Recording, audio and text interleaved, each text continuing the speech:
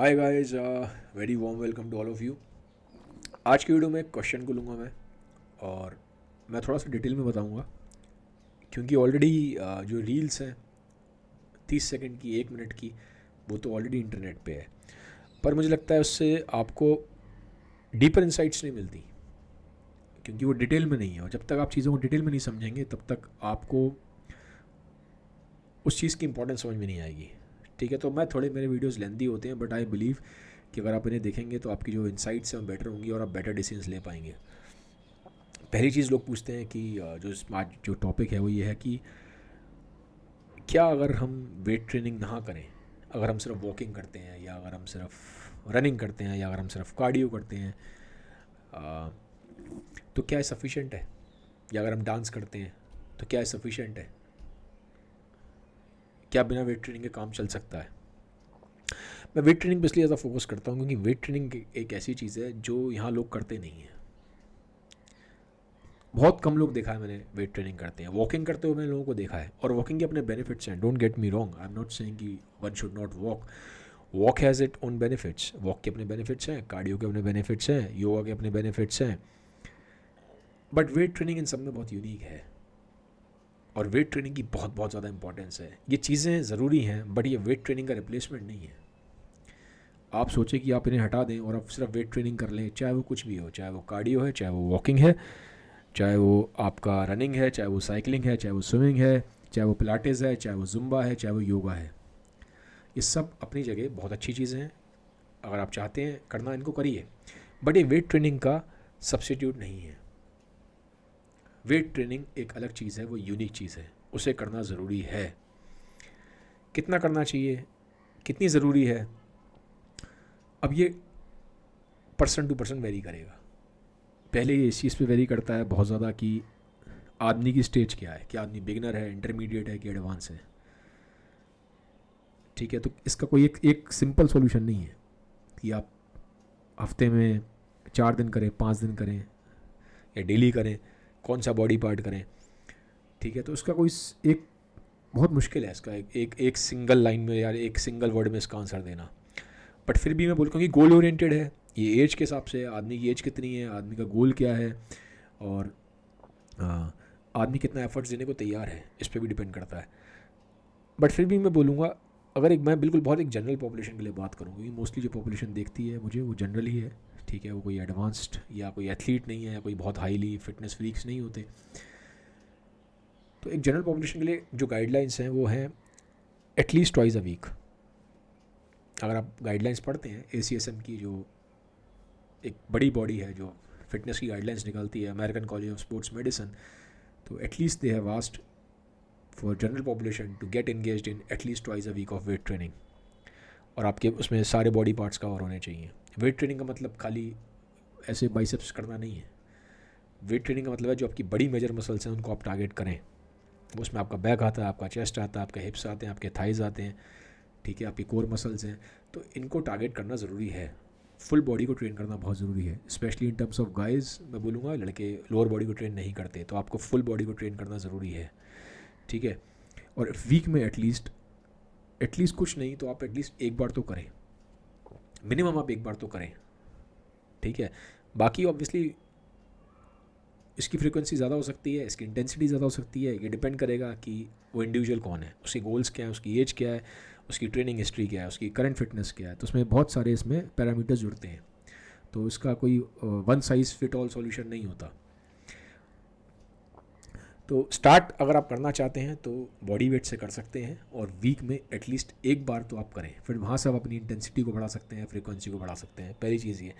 फिर एक क्वेश्चन लोग पूछते हैं कि वेट ट्रेनिंग हम क्यों करें, ज़रूरत क्या है वेट ट्रेनिंग करने की, मतलब हम तो बिना वेट ट्रेनिंग के चल सकते हैं, और हमने कौन सा कुछ कहीं कोई बॉडी बिल्डिंग कॉम्पिटिशन को फाइट करना है, या हम कौन सा मॉडल हैं, या हमें कौन सा बॉडी शो करना है। ठीक है, तो हमें एस्थेटिक्स से भी कुछ मतलब नहीं है, तो हम क्यों करें? We are satisfied the way we look, हमें लुक्स से मतलब ही नहीं है, तो क्यों करें? अब वो क्वेश्चन जेन्युइन है, ज़रूरी नहीं है हर आदमी को एस्थेटिक्स में इंटरेस्ट हो, ज़रूरी नहीं है हर आदमी को इस चीज़ में इंटरेस्ट हो कि उसको बॉडी शो करना है, हर बंदे को नहीं होता, तो क्यों करें? ठीक है, फिर क्वेश्चन ये उठता है, क्योंकि लोगों को लगता है कि जो मसल्स है वो सिर्फ एस्थेटिक्स का गेम है, लेकिन ऐसा नहीं है। मैं आज उस मिथ को ब्रेक कर देना चाहता हूँ। एजिंग की बहुत बातें होती हैं। एजिंग के लिए हम मेकअप प्रोडक्ट्स के लिए बात करते हैं, हम एजिंग के लिए तरह तरह के तेलों की बात करते हैं, हम तरह तरह के बालों के प्रोडक्ट्स के लिए बात करते हैं, ठीक है। बहुत सारी चीज़ों के ऊपर बात होती है, प्लास्टिक सर्जरीज़ के ऊपर बात होती है, बट इस पे बात नहीं होती है कि आपका सबसे बड़ा जो फैक्टर है एजिंग का, one of the very strong factor is loss of muscle mass, sarcopenia. इसको सैक्रोपीनिया बोलते हैं टर्मिनोलॉजी अगर टेक्निकली देखें तो। आपका जो मसल मास विद एज कम होता है, ठीक है, ये एक बहुत बड़ा कॉज है आपकी एजिंग का, लॉस ऑफ मसल मास। इसको रोकना बहुत ज़रूरी है। तो अगर आप एजिंग को कॉम्बैट करना चाहते हैं तो आपको अपनी मसल मास को प्रिजर्व करना ज़रूरी है। अगर आप बढ़ा नहीं सकते तो एटलीस्ट उसको मसल मास को प्रिजर्व करिए if you want to combat ageing हम रोक नहीं सकते, no matter what you do, you can not reverse ageing, you can not stop ageing, but you can combat it. उसको आप स्लो डाउन कर सकते हो, आप, ठीक है, ग्रेसफुल एजिंग कर सकते हो आप, ये पॉसिबल है। तो पहला तो अगर आपको एजिंग को कॉम्बैट करना है ग्रेसफुली तो यहाँ पे काम करेगा। सेकंड, वेट ट्रेनिंग क्यों ज़रूरी है? बोन डेंसिटी के लिए।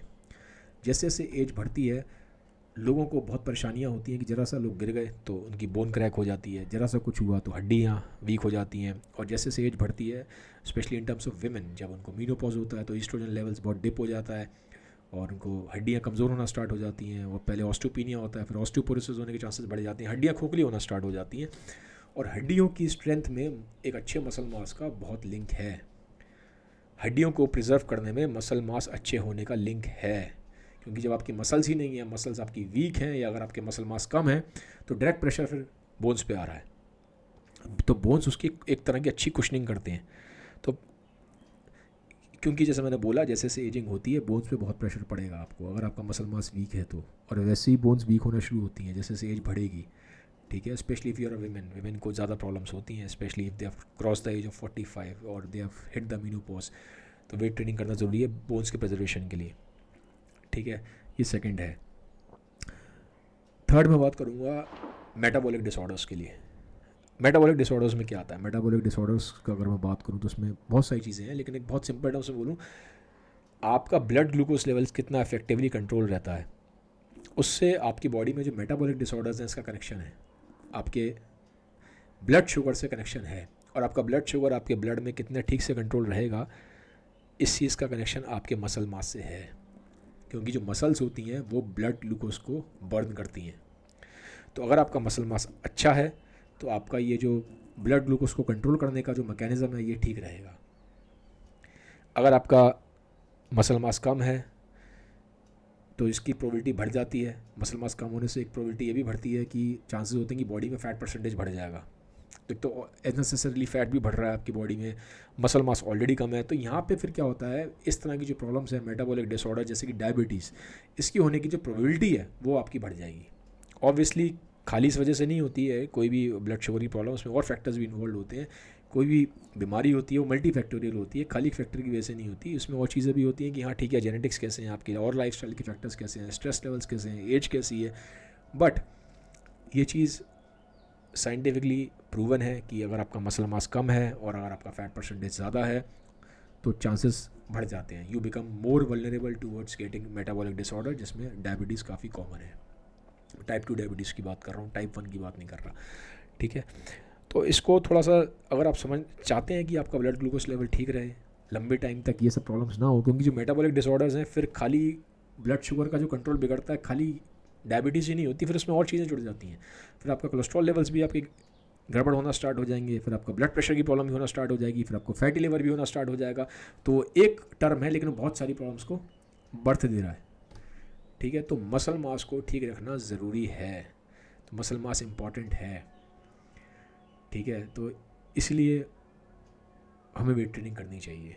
कि बहुत लोग कहते हैं हमें क्या ज़रूरत है वेट ट्रेनिंग करने की, हमने कौन सा जाके कोई बहुत पहलवानी करनी है, हमने कौन सा वहाँ जाके बहुत भारी वजन उठाने हैं लाइफ में, हमें क्या ज़रूरत है, ठीक है। बाकी एक चीज़ ये भी है कि वेट ट्रेनिंग आपको काफ़ी फंक्शनल बनाती है, क्योंकि यू नेवर नो लाइफ में कब आपको वेट उठाने की ज़रूरत पड़ जाए, कभी भी पड़ सकती है। स्ट्रेंथ होना एक्स्ट्रा, उसमें कोई हार्म नहीं है, बेनिफिट ही देगी आपको स्ट्रेंथ, क्योंकि एजिंग का में एक पैरामीटर ये भी है कि आपकी स्ट्रेंथ लूज़ होती है, ठीक है। तो हमें स्ट्रेंथ को बनाए रखना ज़रूरी है, स्ट्रेंथ को बनाए रखने में एक अच्छे मसल मास का होना ज़रूरी है। ऑब्वियसली यहाँ पे और चीज़ें भी होती हैं, खाली size of muscle mass decide नहीं करता स्ट्रेंथ, उसमें आपका न्यूरल कंट्रोल भी आ रहा है, आपके नर्व इम्पल्सेस कैसे फायर होते हैं, कई चीज़ें आती हैं। बट ये एक काफ़ी अच्छा फैक्टर है कि आप अपना मसल मास को मेंटेन रखें, otherwise you will start losing strength, ठीक है। तो इसीलिए वेट ट्रेनिंग करो। मैंने आपको जितने सारे यहाँ पे रीजंस दे दिए हैं, ठीक है। कुछ नहीं कर सकते आप तो एटलीस्ट वीक में एक बार आप फुल बॉडी को ट्रेन कर सकते हो बॉडी वेट पे। पुशअप्स हो गया, पुलअप्स हो गया, स्क्वाट्स हो गया, लंजेस हो गया, प्लैंक हो गया, ठीक है, रोइंग हो गया। तो ये एक बहुत बेसिक एक्सरसाइज है, ये आप कर सकते हो, बट स्टार्ट डूइंग इट। और जितना आप जल्दी करोगे उतना बेनिफिशियल है, और जितना आप लेट करोगे उतने आपको जो बेनिफिट्स हैं वो कम मिलेंगे, ठीक है। क्योंकि आपको कितने बेनिफिट्स मिलते हैं इसमें आपकी एज का बहुत रोल है, क्योंकि एज के हिसाब से हार्मोन्स में चेंजेस आते हैं, और हार्मोन्स के हिसाब से आपके मसल्स कितना ग्रो करेंगी, कितना बेटर आप रिकवर करोगे, कई चीज़ें कनेक्टेड हैं। तो ये एक थोड़ा सा लंबा वीडियो हुआ है जहाँ मैंने आपसे डिस्कस किया कि वेट ट्रेनिंग ज़रूरी है, वेट ट्रेनिंग सबको करनी चाहिए, ठीक है। अब हाँ, अगर कोई आपको स्पेशल मेडिकल कंडीशंस हैं कि और कुछ प्रॉब्लम्स हैं, तो obviously you need proper guidance, ठीक है। वहाँ पे आपको डॉक्टरी कंसल्टेशन भी चाहिए। बट अगर आपको ऐसी कोई मेडिकल कंडीशंस नहीं है, कुछ प्रॉब्लम्स नहीं है, स्पेशली ब्लड प्रेशर की, क्योंकि ब्लड प्रेशर जब ज़्यादा आपका हायर साइड पे, तो you can not lift heavy weights, ठीक है। या और कुछ अगर आपको प्रॉब्लम है बॉडी में, कहीं आपके इंजरी हो रखी है, then it's a different case, then you need specialise consultation. But if things are fine, तो आप बॉडी वेट पे वेट ट्रेनिंग स्टार्ट कर सकते हो। धीरे धीरे फिर आपको वहाँ से इम्प्रूव करने की ज़रूरत है, ठीक है। आई होप ये वीडियो आपके लिए काम कर रहा होगा। अगर आपको ठीक लगा, if you find it useful, then please do share it with everyone. Have a nice day. Thank you.